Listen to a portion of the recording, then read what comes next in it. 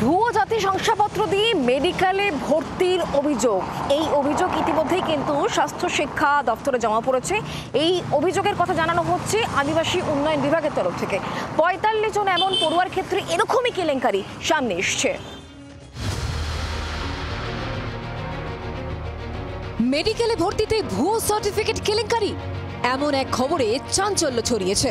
আদিবাসী উন্নয়ন দপ্তরের একটি চিঠিকে ঘিরে এবার মেডিকেলে ভর্তিতে এমন কেলেঙ্কারির কথা সামনে আসছে।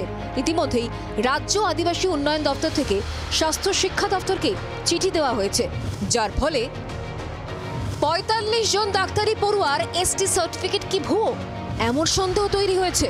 স্বাস্থ্য শিক্ষা অধিকর্তাকে দেওয়া চিঠিতে সন্দেহ প্রকাশ করেছে রাজ্যের আদিবাসী উন্নয়ন বিভাগ। অভিযুক্ত ৪৫ জন পড়ুয়া কোন কলেজে ভর্তি হয়েছে খোঁজ চলছে।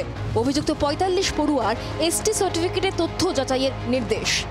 বেশ কয়েকদিন ধরেই রাজ্যের বিভিন্ন মেডিকেল কলেজগুলোতে এমবিবিএস এবং ডেন্টালের কাউন্সেলিং প্রক্রিয়া সম্পন্ন হয়েছে।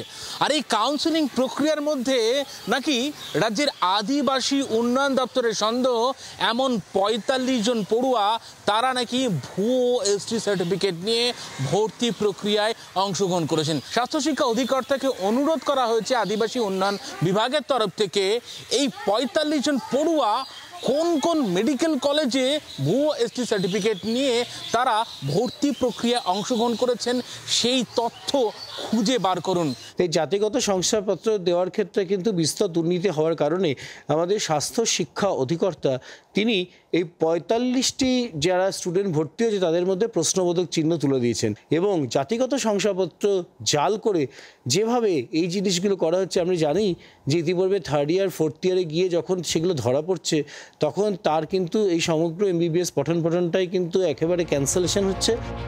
এমবিবিএস প্রথম বর্ষের কাউন্সেলিং পর্বে অনগ্রসর শ্রেণী কল্যাণ বিভাগ থেকে একজন করে আধিকারিককে রাখা হয়েছিল জাতিগত শংসাপত্র পরীক্ষা করার জন্য। এমবিবিএস প্রথম বর্ষে প্রথম পর্বে কাউন্সেলিং হয়েছে ১১,১৭৮ জনের।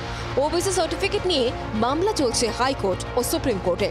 তার মধ্যে মেডিকেলে ভুয়ো এসটি সার্টিফিকেটে ভর্তির অভিযোগ।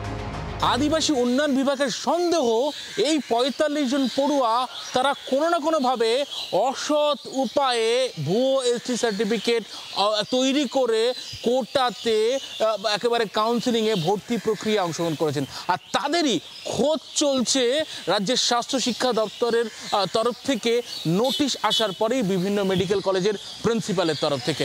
ক্যামেরায় অরিন্দম সরকারের সঙ্গে অয়ন শর্মা, জি ২৪ ঘন্টা, কলকাতা। বাংলার আওয়াজ, বাঙালির আবেগ, জি ২৪ ঘন্টা।